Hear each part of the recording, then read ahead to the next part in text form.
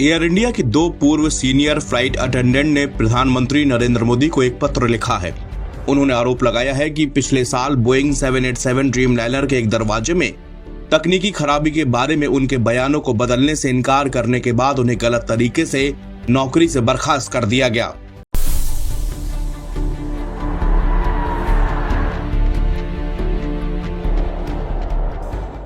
Air India की दो पूर्व सीनियर फ्लाइट अटेंडेंट ने प्रधानमंत्री नरेंद्र मोदी को एक पत्र लिखा है।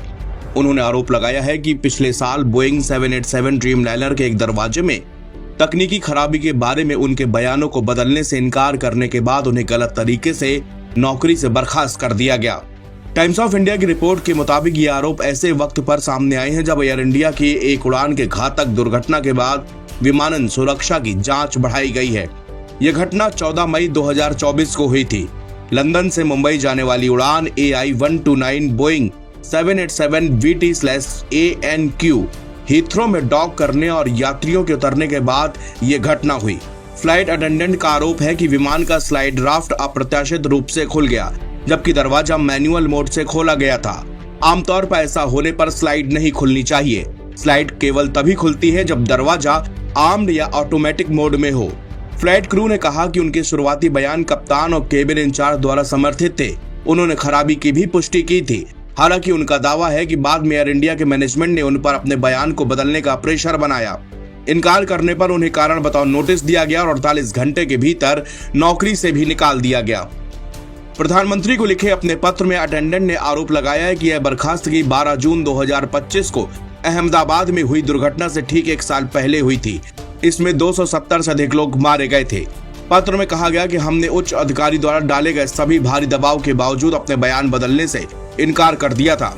उन्होंने 3 वरिष्ठ अधिकारियों के नाम भी बताए। अटेंडेंट ने यह भी दावा किया कि पायलट ने बाद में अपना बयान बदल लिया। उसने कहा कि दरवाजा खोलते समय वह नहीं देख रहा था। अटेंडेंट जिन्होंने एयर इंडिया में 20 साल से अधिक तक सेवा दी है, उन्होंने अपने पत्र में यह भी आरोप लगाया कि एयरलाइन और नागर विमानन महानिदेशालय यानी कि DGCA दोनों ने मई 2024 की घटना को दबा दिया। साथ ही ड्रीमलाइनर विमान से जुड़ी अन्य सामान्य खराबी को भी दबाया गया। उन्होंने दावा किया कि मुद्दे की गंभीरता के बावजूद DGCA ने केवल एक अनौपचारिक जांच शुरू की और कोई भी निष्कर्ष साझा नहीं किया। उन्होंने आगे आरोप लगाया कि घटना के दौरान मौजूद प्रमुख गवाहों को जांच से बाहर रखा गया था। शिकायत पहले केंद्रीय सतर्कता आयोग यानी कि सेंट्रल विजिलेंस कमीशन में दर्ज की गई थी। 12 जून को अहमदाबाद में दुखद और दर्दनाक प्लेन क्रैश हादसा हुआ। इस हादसे में एक यात्री को छोड़कर सभी की मौत हो गई। इस हादसे ने करोड़ों दिलों को तोड़ दिया।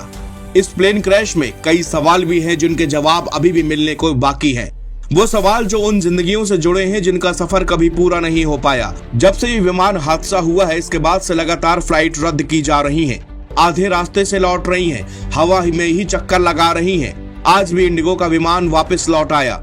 एयर इंडिया ने अपनी 8 उड़ानें आज रद्द कर दी। अगर आप 13 जून से अब तक को देखें तो करीब 100 के आसपास फ्लाइट या तो रद्द हुई या फिर इमरजेंसी लैंडिंग हुई है या फिर हाफ वे रिटर्न हुई। इनके पीछे क्या कारण हो सकता है? इसमें 2 कारण समझ में आते हैं। पहला तो ये कि हादसे के बाद दिमागी तौर पर बहुत सारे संशय उठे हुए हैं। दूसरा कारण यह है कि हादसे से पहले छोटी मोटी समस्याओं को नजरअंदाज किया जाता रहा है, लेकिन अब हर छोटी समस्या आपको 12 जून का एहसास करा रही है। इसलिए आप 0.1% भी रिस्क नहीं ले रहे हैं।